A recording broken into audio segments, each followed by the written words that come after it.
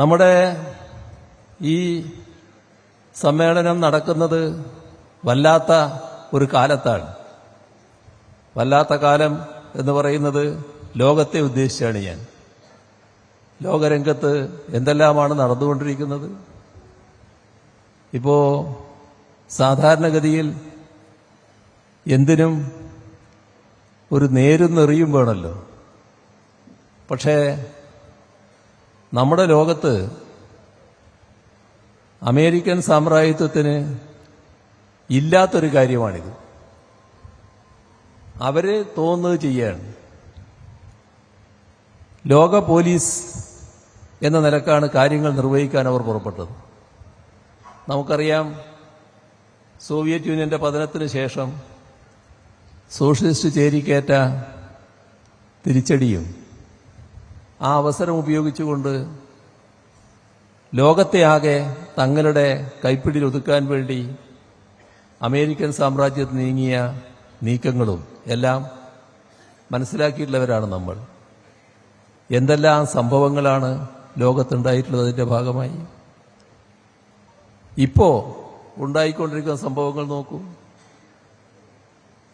നമ്മുടെ ലോകരംഗത്ത് സാധാരണ നിലക്കുള്ള മര്യാദകളൊന്നും ബാധകമല്ല എന്ന് ചിന്തിക്കുന്ന ഒരു രാഷ്ട്രമാണ് ഇസ്രയേല്.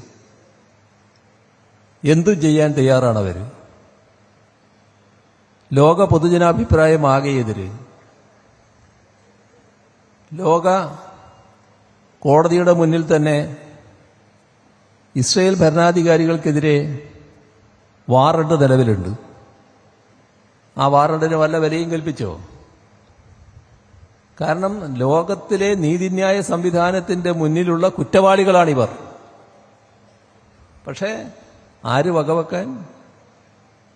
ഞങ്ങൾക്ക് അമേരിക്കയുടെ പിന്തുണയുണ്ട്, പിന്നെ എന്തിന് ന്യായം നോക്കണമെന്ന നിലപാടാണ് ഇസ്രയേൽ വെച്ച് പുലർത്തുന്നത്.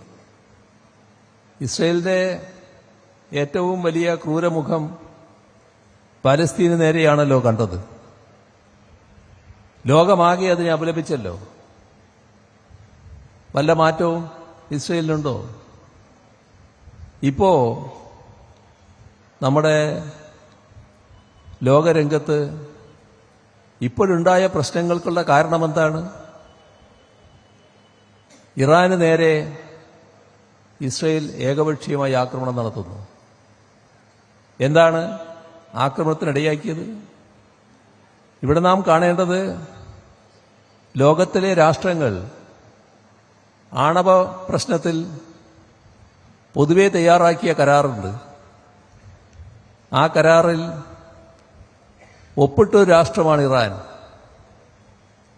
അതുമായി ബന്ധപ്പെട്ട് എല്ലാ രീതിയിലും സഹകരിക്കുന്ന രാഷ്ട്രമാണ് ഇറാൻ.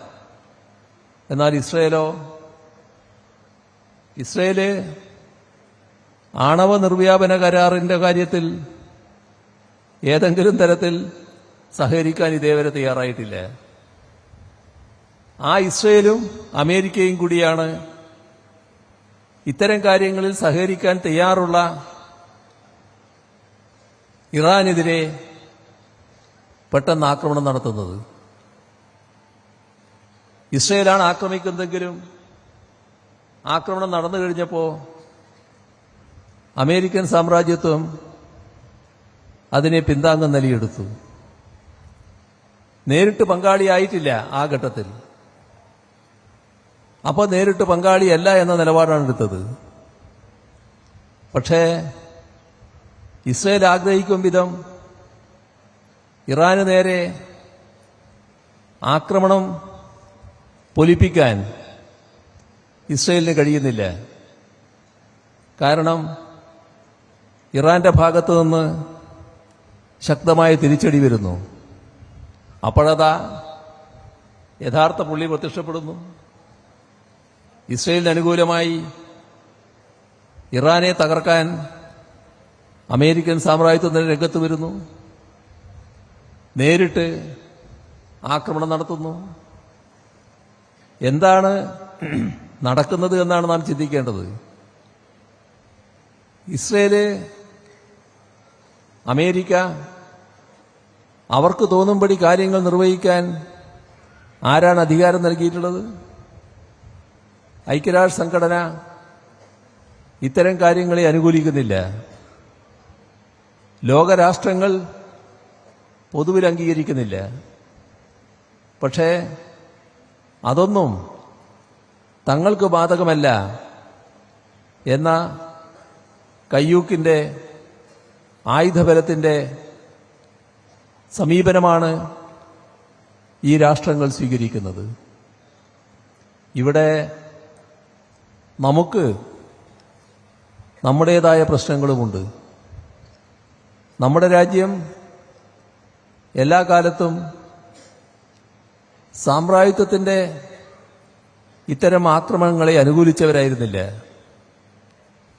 ഇന്ത്യ ബ്രിട്ടീഷ് സാമ്രാജ്യത്വം കൈവശം വെച്ച ഒരു രാജ്യമായിരുന്നു.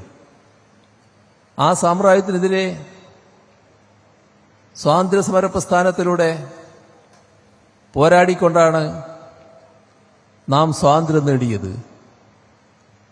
സ്വാതന്ത്ര്യാനന്തര ഇന്ത്യ പൂർണ്ണമായും സാമ്രാജ്യത്വ വിരുദ്ധ സമീപനമാണ് സ്വീകരിച്ചത്. എന്താണ് സാമ്രാജ്യത്വമെന്ന് വ്യക്തതയുള്ളതുകൊണ്ട് തന്നെ ആ വ്യക്തതയോടുകൂടി സാമ്രാജ്യത്വത്തെ എതിർക്കുന്ന നിലപാടാണ് സ്വീകരിച്ചത്. അന്നത്തെ ലോകം ഇന്ത്യയെ വലിയ ആദരവോടെയാണ് നോക്കിക്കണ്ടത്. മൂന്നാം ലോക രാഷ്ട്രങ്ങൾ, സാമ്രാജ്യത്വ രാഷ്ട്രങ്ങളിൽ നിന്ന് പുതുതായി സ്വാതന്ത്ര്യം നേടിയ രാഷ്ട്രങ്ങൾ, അവയെല്ലാം ഇന്ത്യയെ തങ്ങളുടെ ഉറ്റ സുഹൃത്തും ബന്ധുവുമായാണ് കണ്ടത്. വലിയ അംഗീകാരം നമ്മുടെ രാജ്യത്തിന് ലഭിച്ചു. ആ അംഗീകാരം നമ്മുടെ ആയുധബലത്തിന്റെയോ ധനബലത്തിന്റെയോ ഭാഗമായിട്ടായിരുന്നില്ല.